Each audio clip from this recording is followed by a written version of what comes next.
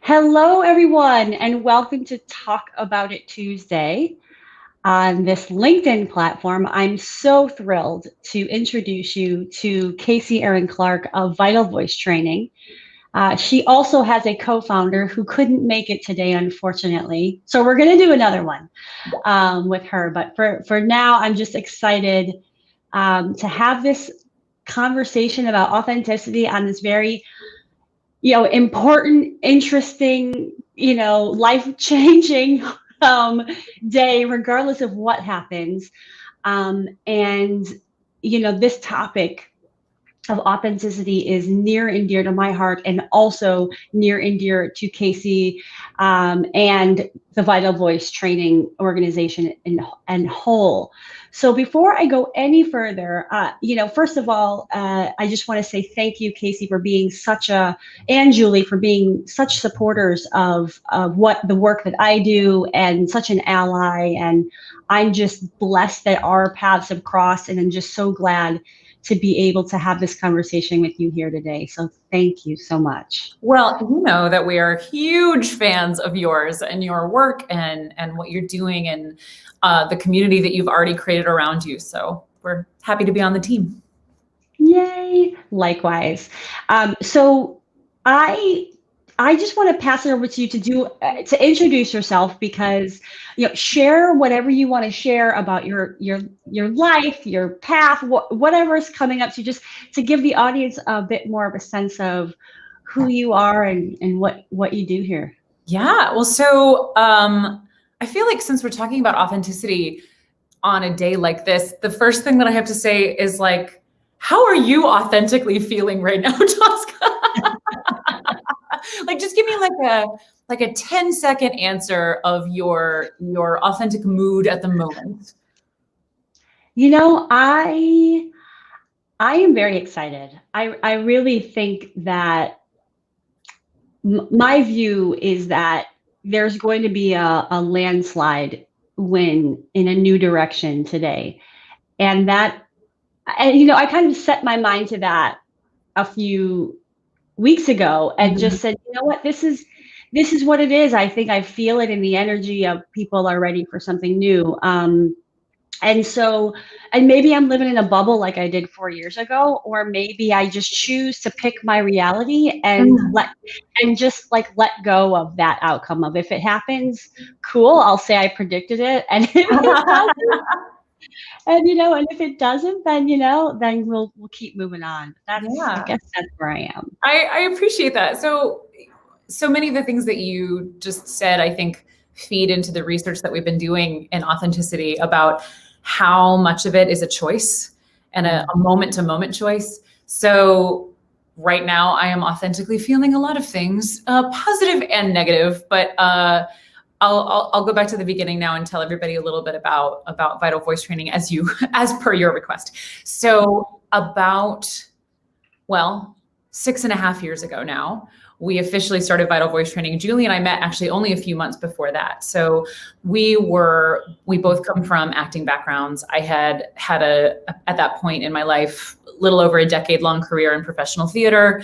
I had been back from the Les Mis tour for a couple of years and looking at things like, I don't want to do a survival job anymore. This is a thing that, of course, a lot of artists have in addition to the pursuit of their artistic career, because frankly, theater is a terrible way to make a living. And so when I got back from that tour, I had started thinking about, okay, what else? What more do I want in my life that can maybe make me a little bit more money than temping or any of the various survival jobs that I'd done? One of the survival jobs that I'd always done was teaching voice. And in that case, singing voice to people of all ages, to kids, to fellow professionals who were my age, to amateurs. And I went on an interview that I thought was for a singing coach position with a particular firm in New York. And I got to the interview and they were like, just kidding, actually, we need a speech coach. And I had never done it before. And I had thought, and in the moment I thought, yeah, I actually think I could do that. And so several shenanigans later with that firm, I ended up doing speech coaching for them. My very first client was a woman who actually now is a prolific and very popular podcaster, who didn't like the sound of her voice. And she was losing her voice while she was recording her podcast. And she was feeling very self-critical and feeling like, you know, the editing process, of course, you get very nitty gritty and listening to your own stuff. And it wasn't, she was just wasn't feeling good.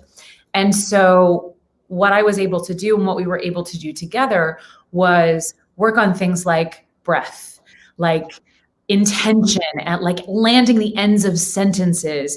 And I was able to introduce her to a wider, fuller palette of choices, in addition to the fundamentals of things like vocal health and the fundamentals of things like really being intentional about how you want people to hear your message. Mm-hmm. And I fell in love with it completely. And at the exact same time, I fell out of love for teaching for that firm for a lot of reasons. The main one being, they were a very traditional kind of speech coaching firm, in my view, which was, we're going to teach you how to put on your serious voice so people will take you seriously.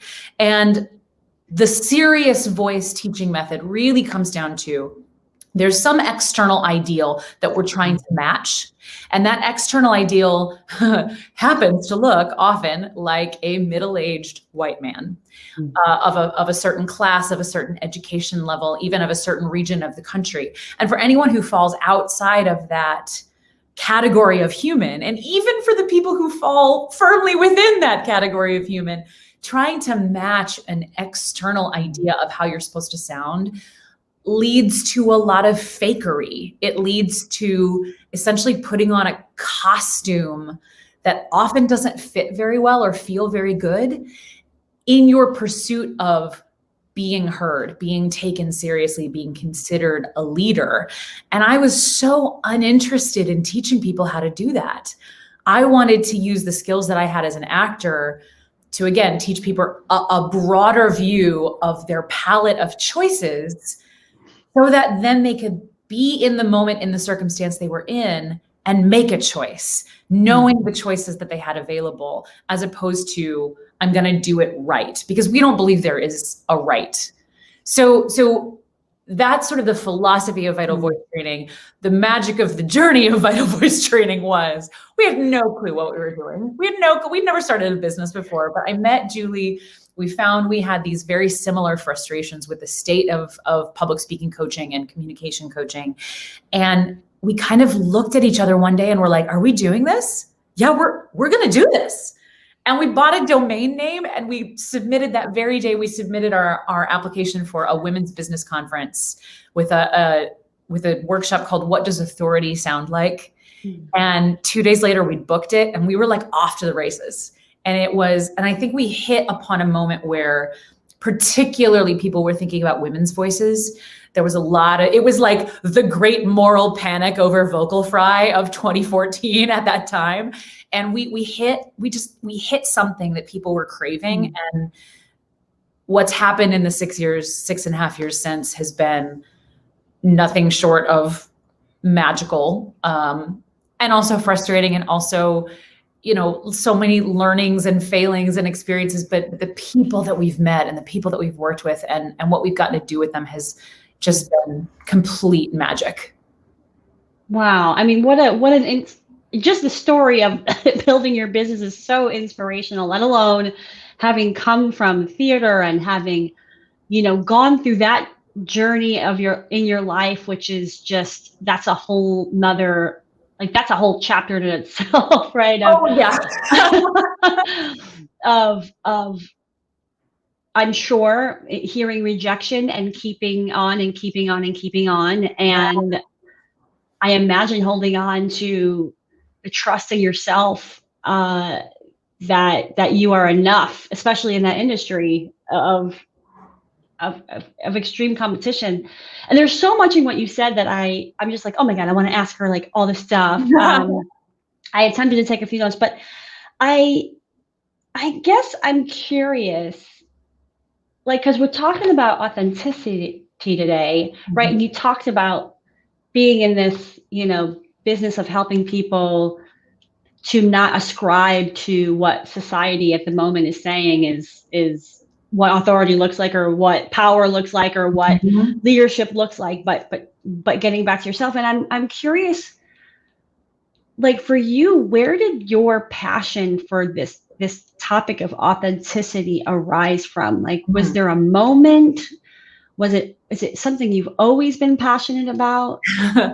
Yeah, well, to take it back to my career as an actor, I spent really that decade or plus of working in professional theater, working on authenticity and being in the moment, because there's a thing that theater people talk about where you can't be the director and the actor at the same time. But especially for high achieving perfectionist type A personalities, it's really easy to get in your head about how people are perceiving you, and to try to kind of craft their perception of you by doing something in a particular way. And that sounds like manipulation. The reality is, and we can come back to this later, we're all doing that all the time to a certain extent. But this act of like being in your head so much that you're like, okay, this is where I need to crescendo that note so that they know that I can do that. And this is where I need to belt. And I found a wonderful acting teacher who can see through all of my BS. She can see through everybody. She's like Yoda. She's my Yoda. And she was able to call me on that. She's like, Casey, you're not telling the story right now. You're directing yourself. And when I was able to trust that I was enough in the moment, and that me as the character responding to the circumstance within the song or the monologue or whatever I was doing was enough to be the interesting actor that I was hoping to be, that journey was a continual breakthrough for me. And it is still a journey, because I still fall back into, these are the cool things that I can do with my voice, and I need to show you that I can do them. So authenticity was always something that I thought about as a performer. And then as we got into this work with our clients, and particularly in the last few years, because that first workshop that we had designed, the What Does Authority Sound Like? Part of the central premise of the workshop was, again, for so long, authority has sounded like one particular type of person. And we're trying to expand that definition of whose voice is taken seriously, whose voice sounds authoritative and like a leader to us. But it was also about finding your personal definition of what leadership is, so that you could embody it as an individual. New York City. But I lost my train of thought a little bit. Okay, so your personal definition of leadership and authority.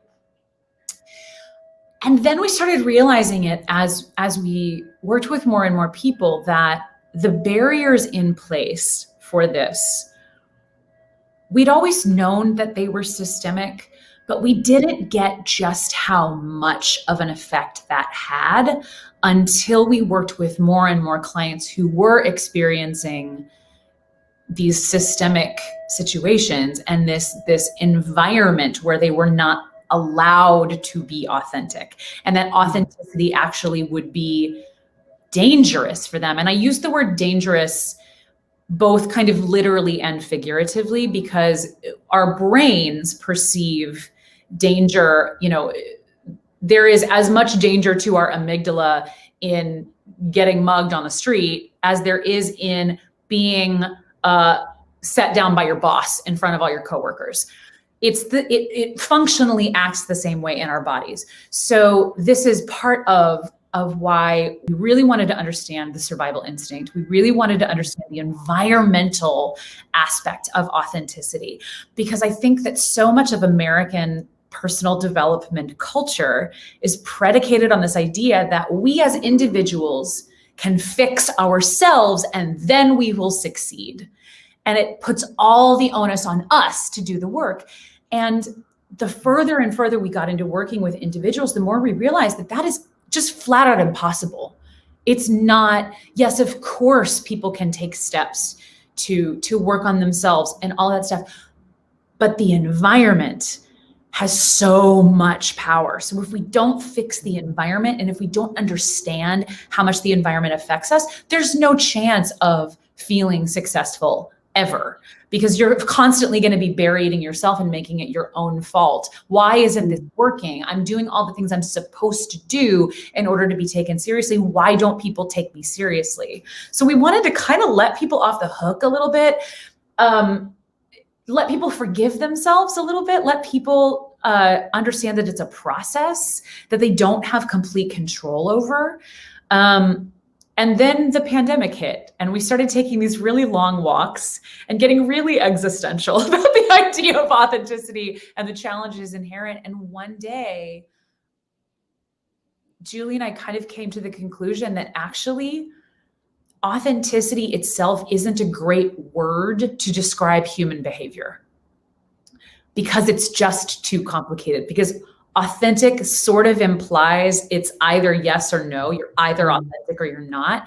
And that's just not how human communication works. So we were like, okay, now we got to really dive into this. I love that. It's like, you know, in the work that I do, and even, you know, before this, as a manager, as somebody leading other people, I would butt up against folks who struggled in corporate America because they felt like they couldn't be authentically themselves because of, you know, a host of reasons. And I remember having a conversation with a particular employee and saying, you know, it's about finding what's true for you in the environment and allowing that, without fear of what might happen with, you know, but also for myself in finding how can I be my truest version of myself in this work environment. And it took me a long time to realize that, like, that who I am, I have dials, right? Yes. And that I can dial something up and I can dial something back, and I can still feel good about it, because all of that's still me. I'm being aware of the context. And then I think that that's a concept that people aren't taught about. Like, how do you, like that authenticity isn't a static thing for any one person. And so how can we play with all of these levers that we have in order to have the result that we want in the context that we're in? Yeah. I love that you use the word play, because that is very much a central premise of our work, is that this doesn't all have to be so deadly serious, that there is an element of joy that is possible in finding your edges, in finding power in the places that you don't often bring into the work environment. Not necessarily, I want to start with what authenticity is not. Authenticity does not mean every single person in every single arena in your life gets the exact same version of you, or gets you completely unfiltered. Because A, nobody talks to a puppy the same way they talk to their boss. And B, an unfiltered version of authenticity, i.e., whatever the truth of how I'm feeling at the moment, everybody gets that, is only possible for people with power and privilege. Some people can get away with that. In fact, we have one who's frequently on the national stage right now who represents, I think, to a lot of people, and I think a lot of people find it very attractive, which I don't understand, but they find it attractive that he's unfiltered, that he tells it like it is. What that means functionally is that there's abusive behavior going on that is unfiltered, and that, of course, the people on the receiving end of that then get cowed into more and more submission. So that goes to the power dynamic of authenticity. So no one is the same person in all circumstances, and really only a few people are allowed to be unfiltered in all areas of their life. The rest of us have filters, and that's okay, because I think one of the main findings that we had in this paper, and I don't think it's an original finding, I think it's just something that needs to be said out loud, is that authenticity is not dichotomous with making choices. Authenticity doesn't mean that I walk through my life and I'm just however I need to be in the moment, right? With no active decision-making for how I want to be seen and heard, or how I want to present my message, which I think that's like a very Instagram version of authenticity, that like, take me or leave me world. Like, that's just not a thing, right? You can be intentional about exactly what you just said. Sometimes we dial up different parts of our personality, different parts of who we are, and we dial back others in different circumstances so that we can make the mark that we want to make. Now, of course, some people have to do a lot more dialing, and that act of dialing can in and of itself be exhausting. It can be frustrating. It can feel like a losing game. It can feel like a game you're never going to win no matter what you do. And that is worthy of thought and study. And again, it's really worthy of us all starting to purposefully create an environment where people don't have to do so much filtering, so much dialing back, that they can have more brain cells toward creativity and toward real connection, as opposed to always thinking about the intentionality of how I want to be seen and heard. Yeah. I mean, I think of it makes me think of, just the idea of building relationships, right? And how we adjust ourselves in the face of power, like, and even myself, like in the world of this idea of power over, right? Or putting myself below somebody else, which is never the thing to do. To be my best self, to never, but I think it has to do with, well, what's the version of me that this person will appreciate? But I've learned that, like, that is not effective either. It's what version of me, do I want to show right now? And that's, to me, like, that's the intentionality. Because at the end of the day, and I talk to my clients about this too, especially in the world of interviews, like, that if you are trying to be something else in that moment, then if you get hired, they're hiring somebody that's not actually going to walk in door day one, and you don't want that, You either have to be that person, which is, again, exhausting, or they're going to be like, wait a second, who did I get? Totally. Right. And so it's, but I think the journey, and I don't know how you do, like, how you approach this with the work that you do, but for me, some of the journey is peeling back layers that people have been covering themselves with, so that they can really understand their deepest, most truth, so they can make choices from that place, versus from the covered up place of this, I'm supposed to do this, versus like, this is who I am, and what parts of myself will I allow to shine and show in whatever moment and circumstance. So I'm curious, how does that come to play when you have clients that they're probably really covered up when they get to you, I'm assuming? A lot of them are, So we've been playing with all kinds of models of how to explain this, because, as I'm sure if anyone who's watching has already figured out, this is really complicated. There's a lot of messy middle, right? There's not you do this, you do this, you do this, here's your checklist, and now you're authentic. Like, if it were only that easy, that would be fantastic, right? It's not that easy, because we're human beings and because communication is complicated. So there are a couple ways that we've been thinking about how to explain this to people, and some that we've used for years and some that are sort of newer to us. There's the model of, like, what's my stuff and what's the world's stuff, and where do we meet in the middle? Like, where can we find the place of permeability between those two environments?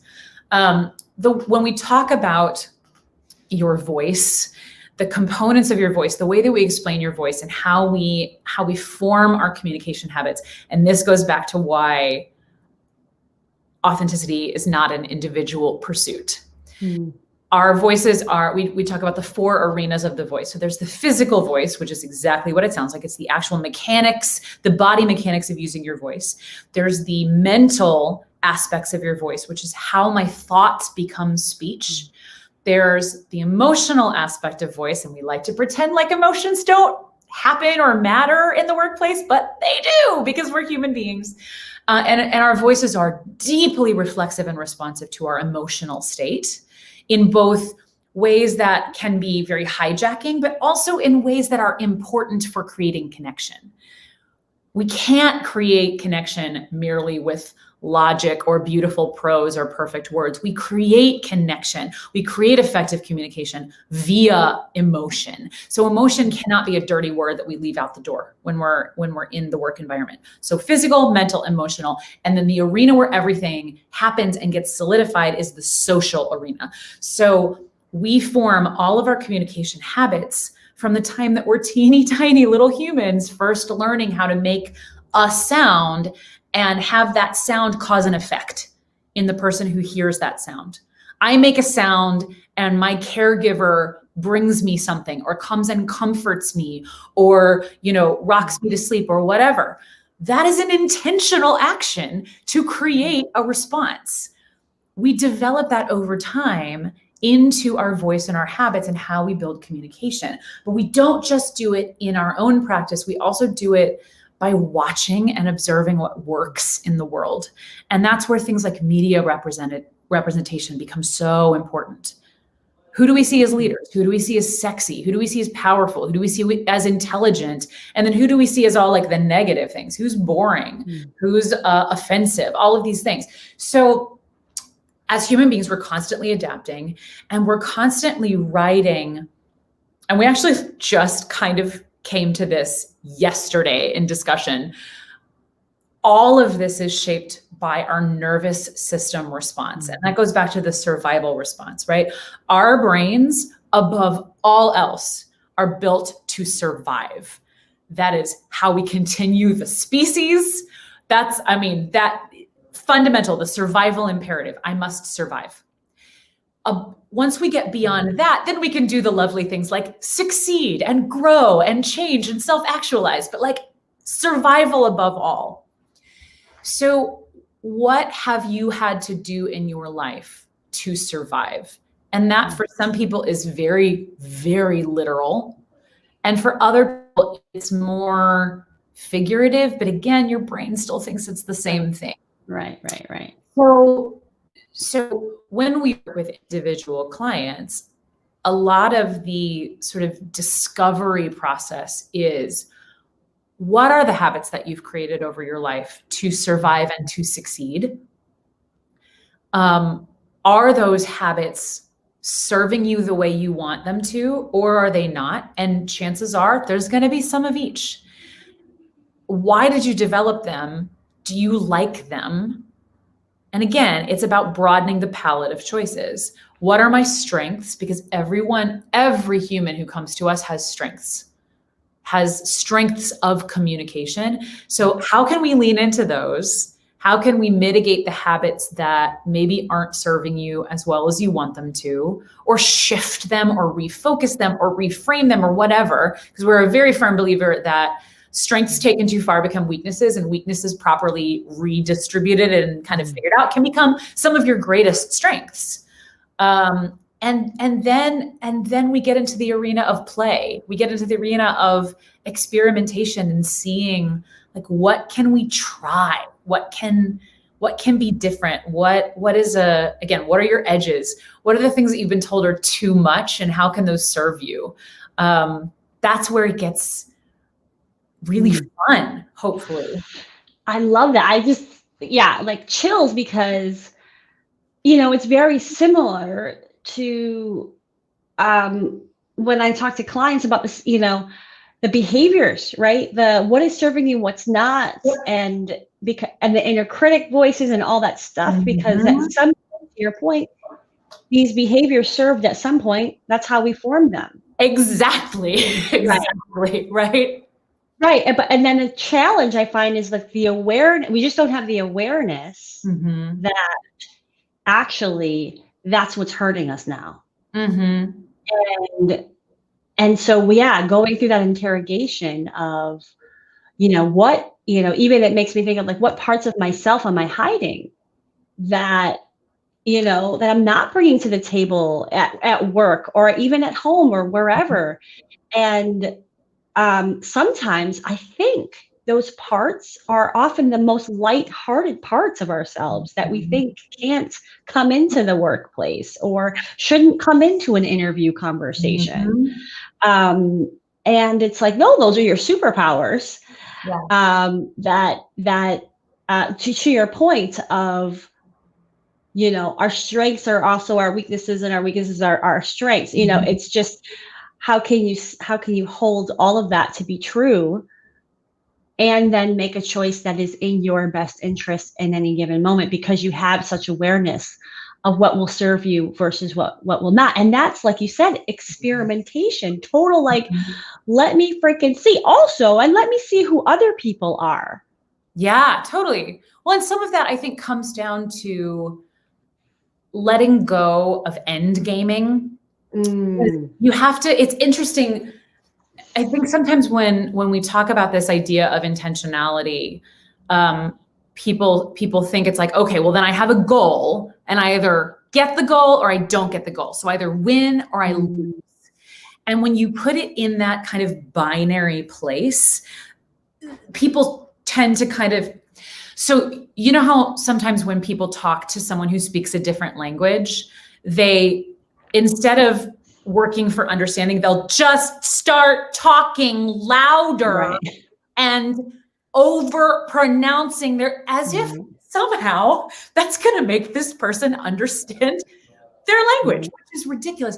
But we do the same thing in communication. It's like, if the thing is that we're doing is not working, but we're like so goal oriented that we're not able to be flexible anymore, we just do the thing that we're doing harder.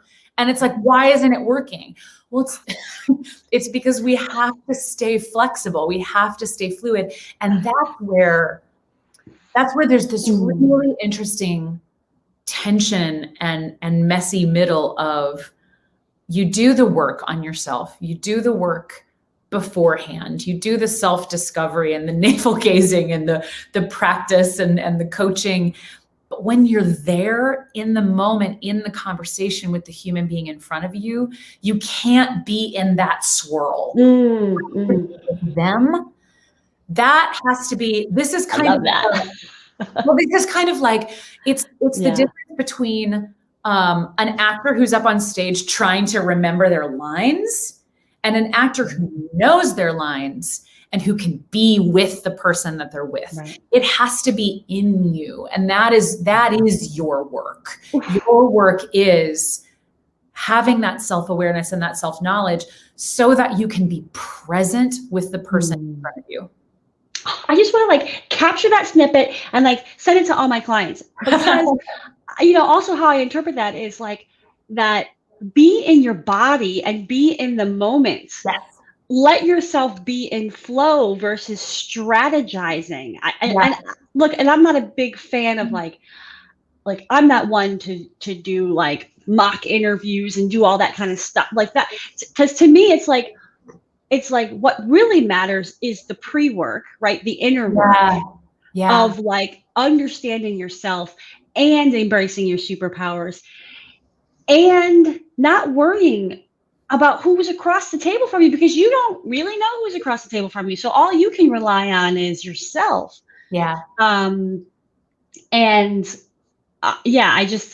love all of that. And it makes me think of code switching, which is something I'm very aware of for a few reasons. First of all, I code switch. I grew up in the inner city, and I grew up, around a lot of diversity. And so I have certain, ways of talking, and that's truly me. And in the workplace environment, I used to turn it off. Yeah. And now, even as I'm launching if I've launched my own business, I find myself allowing myself to let those parts of me show more, because it is part of who I am. And I feel like I don't have to hide it. Yeah. So I'm curious. Look, and I know that, you don't come from the same, experience as I in corporate environments, but I'm curious, like is code shift, like, should we stop code shifting? Like, do we need to still do it? Like, that's like a big one. I'm just curious, like, what your thoughts are on that. It is a very big topic. So to define, for those people who aren't quite sure what code switching means, code switching initially was defined for people who were bi or multilingual. So essentially, my communication would be very different in, let's say, Spanish than it would be in English. And that shift between how I am in English versus how I am in Spanish is the code shifting. It came to later have a wider understanding as something that even only English speakers do between personas. And I think it is particularly associated with Black people who code shift between their home and community version of themselves and their workplace version of themselves, which, for all of the reasons why we talked about earlier, tends to be like essentially acting whiter, and dropping things like African American Vernacular English, AAVE, which is itself a legitimate, recognized by linguists now, dialect.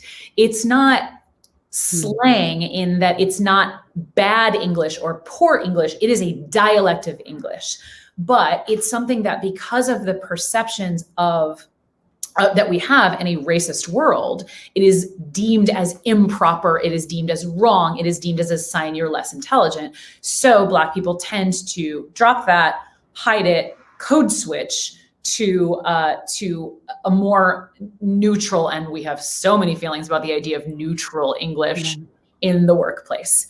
If you're interested in this subject, I think one of the best ways to learn about it really quickly and in a very entertaining way is to watch the movie Sorry to Bother You, which is about a Black man who starts working for a mysterious call center and becomes very successful at selling things when he puts on a white voice. It's funny. It's a dark comedy. It's really, really interesting. It will make you think about all of this stuff really well. So the question of, should we stop code switching, is we can't and we won't, as long as we live in a racist, misogynist society. And we live in a racist, misogynist society. We live in a society that privileges certain voices over others, that makes certain voices wrong and other voices right. So as long as we live in that world, and I think when we say that, and I'm particularly conscious of me saying that as a white woman, often people, I think their instinctive reaction, often white people, our instinctive reaction is like, well, I'm not a racist, or I'm not a sexist. My workplace isn't like that. And unfortunately, that defensive reaction is often part of why no one is ever going to stop code switching around you, because we get so invested in the idea of being good people who would never intentionally make other people feel like they couldn't be themselves, that we discount all the ways that we do make other people feel like they can't be themselves. And I became a lot more conscious of this. So I'm part of this incredible Broadway choir called the Broadway Inspirational Voices. It is a non-denominational gospel choir. We do some traditional gospel music. We also do a lot of hip hop and pop arrangements and R&B arrangements of Broadway songs. It's one of the best things I've ever been a part of in my entire life. It is also the first environment that I've ever been in my entire life where I am the numerical minority in the room as a white person. Mm. And let me tell you, that's a really interesting experience that I wish everyone had the opportunity to have. Because, and I don't know if you can tell by this interview, I'm very chatty. I'm very confident. I have no problem putting my opinion out in the world. In my typical daily life that I walk through, when I got into that room, I naturally immediately became a little quieter and a little bit more circumspect. And I put a very intentional filter over everything that came out of my mouth, because I suddenly was way more conscious of how what I said and how I said it might land in that room. And I don't say this to make anybody feel sorry for me, or especially, and I especially don't say this to make anyone feel like BIV made me feel like that they were not a welcoming environment. They are an incredibly welcoming environment. It was just the fact that I was a white face in a sea of very diverse faces, most of whom were Black people, that I suddenly was conscious of something that I'd never really been that conscious of before. I tried to be conscious of it. I don't ever want to say racist, sexist things, ever. But my intentions and the reality of how my words land in a room don't always matter. You know what I mean? Like, it's not, they're not always going along the same track. And so the experience of being the numerical minority in the room, and the fact is, no matter what, I may be the numerical minority, but my white skin still carries power in any room that I go into, especially in America. That gave me the tiniest glimpse into what it's like to move through the world as part of the either numerical minority or the minority experience. And I cannot possibly have a full understanding of what it's like, but I wish that every person who doesn't spend an enormous amount of energy thinking about the power that they walk into any room with could have the experience of having to think about that, because it made me so much more conscious of so many things. And I'm still in the learning process on it for sure. And I will be for the rest of my life. But we walk into every room that we walk into with so much information without even opening our mouths. Whether we're able-bodied, whether we're thin or pretty, whether we're tall or short, whether we're white or whether we're brown or whether we're Black, our bodies carry information into a space. And it is up to all of us together to build a world where bodies in space and voices in space can be seen through a more open lens, through a more accepting lens. And we have a lot of work to do. Yeah, I mean, Casey, this is why I love you so much, and Julie, because I know that if she were here, she'd be jumping into this just as deeply as you do, as you are in this moment. Because first of all, like how you define code shifting, and thank you so much for bringing that to the table, and all of this layer of added complexity of how we can move in the world, and how we move in the world impacts other people, and it just makes me think of, I think some people, can kind of talk about, well, this is who I am, almost as the excuse for, but, but there are things that we do that are not okay.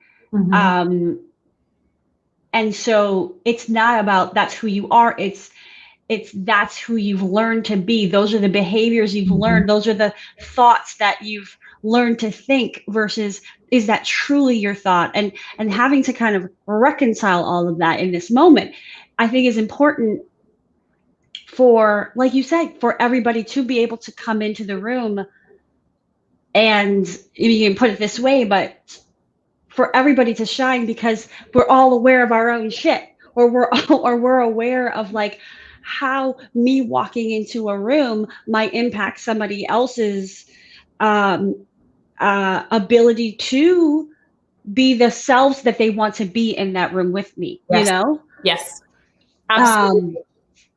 Yeah. Well, and I think that, like, again, sometimes when we have conversations like this, people might start to feel discouraged, or like, well, there's no way for me to get this right, so like I might as well not even try. I hope no one feels that. It's the fact that there is no way to get it right shouldn't be a barrier to wanting to get closer to right, to get closer to the goals, the goals of inclusivity, the goals of inclusion, the goals of equity, the goals of voices. Because as long as some voices are privileged over others, we are never going to get the best ideas at the table. And this goes to really the foundation of our philosophy as Vital Voice Training, is big problems require big solutions. And big problems and small problems, if you're only solving the problem with sort of one representative piece of a community at the table, you're not going to solve the problem for most people. We need diverse voices at the table. We, at this point, the monetary case has been made for diversity. The moral case has been made for diversity. Like, we shouldn't have to make the case for diversity anymore. The case has been made. But like, this is part of, if we want to build a better world, we need to have more robust conversation. And we can't have a truly robust conversation until we're ready to listen to people who aren't like us. And so we want, like, the core mission of our company is, on the individual side, to help people access the truest, most vibrant, widest version of their voice, so they can go out and use their voice where they want to use it. On the organizational side, it's how do we build an environment that allows those people to come to the table with confidence and without their survival instincts on alert, so that they can fully show up and we can get the best outcomes. It's really desperately selfish to want people to feel authentic, because it means everything gets better for me too, right? There might be some temporary discomfort for me as a ruling majority or whatever, but the end goal is like so much better. It's worth going through the discomfort to get there. Yes. Oh, I'm, you have so much like wisdom and wealth of knowledge and understanding of all the complexity in this space. And I'm just curious, like,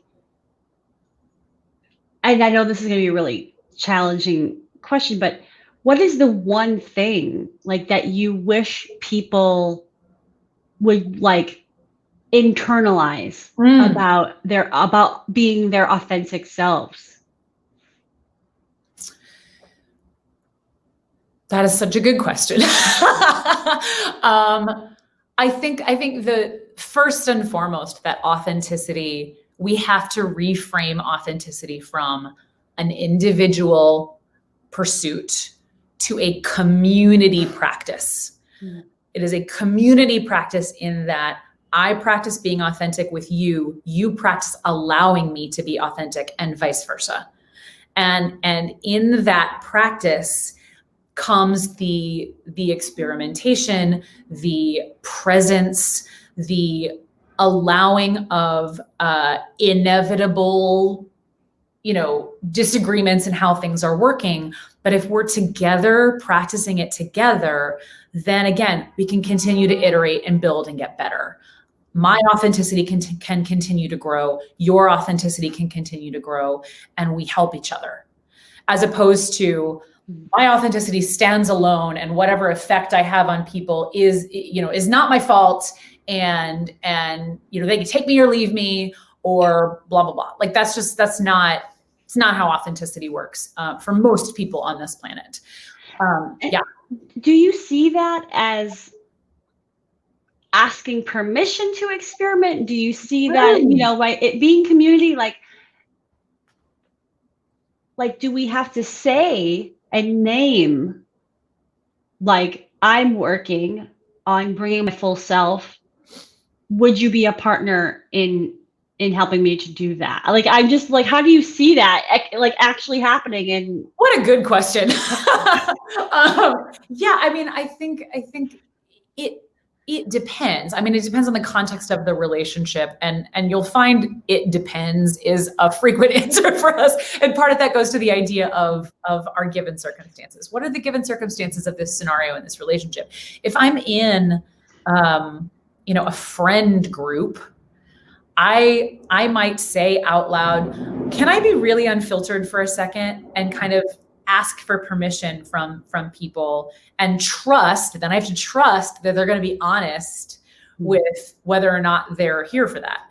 In a more formal set of given circumstances, like an office environment, what our research has come to is it is really the organization's responsibility to create these conditions, that the sort of the linchpin of this is leaders. It's the people who are leading teams. It's the people who are leading departments. It's the people who set the tone. Because again, if you go back to this idea of your voice 101, physical, mental, emotional, social groups have rules. Whether those rules are spoken out loud or not, social groups start to create communication rules and systems. And inevitably, someone in that room is setting the tone. Somebody is the voice and the activity that other people are looking to. And so that's one of those moments that's like, with great power comes great responsibility. Are you creating an environment where people can be authentic, or are you not? And the practice of how do we do that is for us the next piece of our research. I think that there are a lot of ways that we're looking to create programming around that, which we're really excited about. But basically, it's understanding that, and I think particularly from the more modern organizations, younger organizations, startups that are building really rapidly, you have to understand that culture happens whether you build it or whether you kind of just allow it, right? So you have to build intentionally, and you have to audit intentionally, and you have to communicate intentionally if that's what you want to create. So what that means is really thinking about it and really analyzing it and listening to your people, creating systems of accountability for when things aren't going well, because the other reality is that sometimes people won't tell you if things aren't going well. They're just going to leave. You're just going to lose them. And nobody wants to lose their best people because they're not able to be honest with you. So there are a lot of systems that need created in order to create transparency and accountability when it comes to creating an environment where people can be authentic.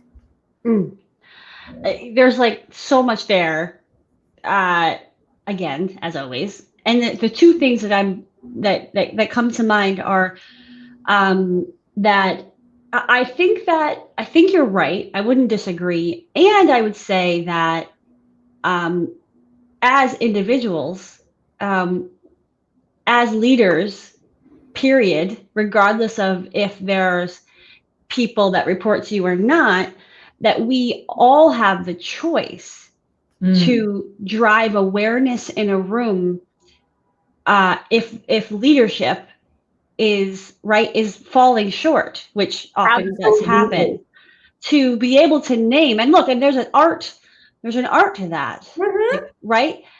But I do think that there are possibilities, and as individuals, to use the power that you have to ask the questions, to name the things that are going on in the room. Yes. And the second part of that makes me think, as you were talking, it makes me think of, oftentimes what happens with clients that come to me is, they're wanting to shift a job, for example, right? And because things maybe have gone south where they are, or the relationships, right, are challenged. And oftentimes it's because there's now a perception that a person hasn't been able to shake for themselves, right? Like maybe there's a perception that like they don't deliver on time. And maybe that is based in some truth, but it's not always true and all this stuff. And, my belief is that it's changing perceptions requires two people. Yes, totally. Right? Like it's not just on you to exhibit the behavior that you want to be known for, but it's also the person that has the perception of you has to be willing to hold space for that to actually change, not be true, to actually not engage in confirmation bias about like, see, you were like late, just like, meanwhile, it was like 1 out of 10 times, I don't know. So it makes me think of this participatory thing that you're talking about, that authenticity is a community thing. And as is building relationships. And at the end of the day, authenticity it's about the interactions that you have. Yeah. Nobody cares if you're authentic, like on your couch, like watching Netflix and eating Doritos. That's why authenticity happens in front of an audience. This is another one of the core findings of the work that we've been doing is like, I mean, it's great if you're authentic while you're writing in your journal, but like authenticity meaningfully happens in the presence of other people. And so you're never going to have complete control, but you do have agency. And that's where I love that you made that very specific point of like, everybody has an effect on this, because yes, everyone has the opportunity to step out. And some of us, I think, have, based on whatever level of privilege we have in our life, we have the onus is on us, because we are the ones, again, that walk out of the room with a certain amount of power. And you could either use that power for good, or you can use it to maintain a status quo, or you can use it for evil. And I always want people to be using their power for good.